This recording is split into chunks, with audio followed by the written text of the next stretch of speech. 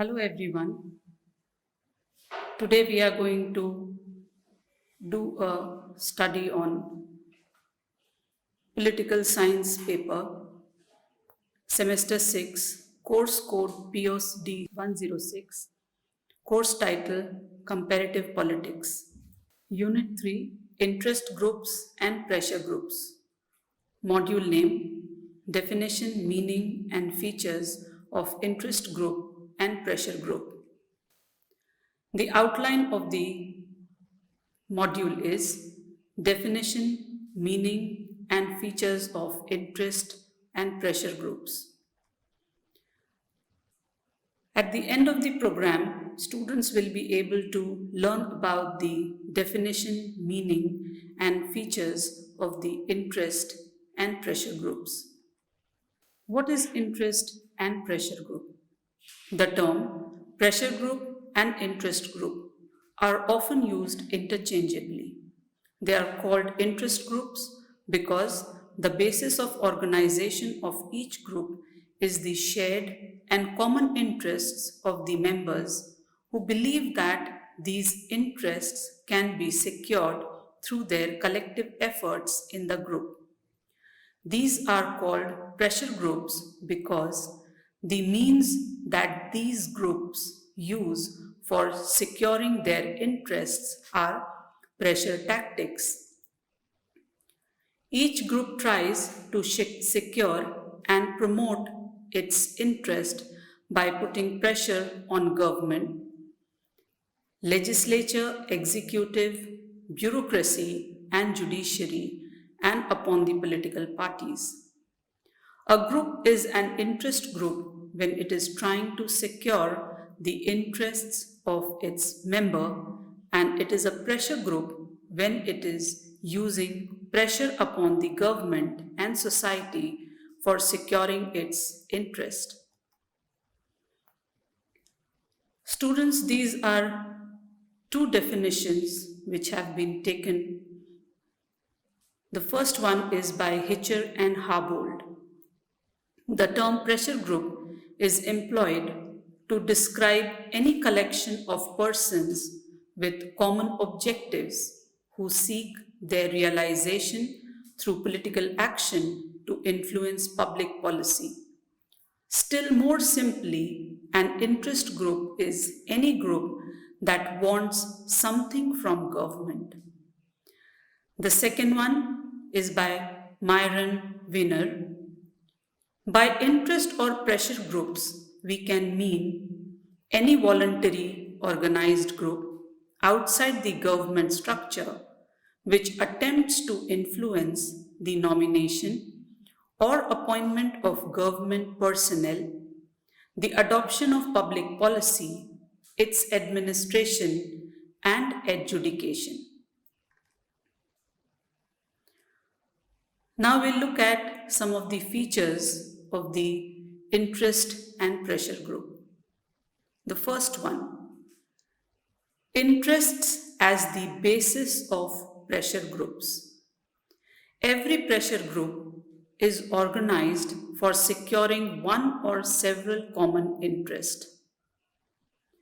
People with commonly shared interests unite to form pressure groups because they accept that the common interest can be secured only through collective group efforts.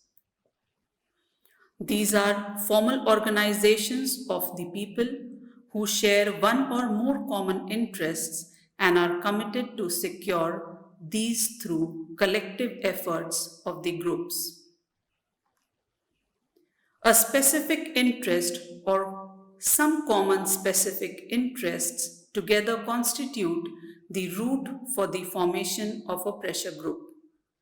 Since a pressure group is organized on the basis of a particular specific interest or a group of interests, it claims to represent as minor rights not only those who are actually members of it, but also those who are potentially members of it by virtue of some common interest which they share with the groups. Thus, the pressure group represents interest and not individuals. The second feature, mutual cooperation and pressure techniques. Pressure groups or interest groups try to secure their goals through the cooperative efforts of its members. They seek to maintain and promote cooperation among their members and thereby try to secure their interests. They try to persuade all those people who have power to satisfy their interest. They resort to lobbying with legislators, ministers, administrators, civil servants, judges, and the press for favorably influencing their policies, decisions, and activities. They are always keen to create an environment which can be most conducive for their efforts towards the attainment of their goal. Pressure groups are always prepared to use pressure techniques like strikes, bandhs, gheraos, demonstration, and other means of direct action for securing their interest. They accept pressure techniques as legitimate means for securing their interests. Third, non-partisan character. Pressure groups are basically non-partisan in character. They do not directly participate in struggle for power. They try to influence the course of elections, rightly from selection of candidates to victory and government formation, in such a way as can help them to secure their interests. They bargain with political parties in order to win support for their goals. They do not have permanent party affiliation and biases. They keep their options open and bargain with every political party irrespective of political complexion of government in power.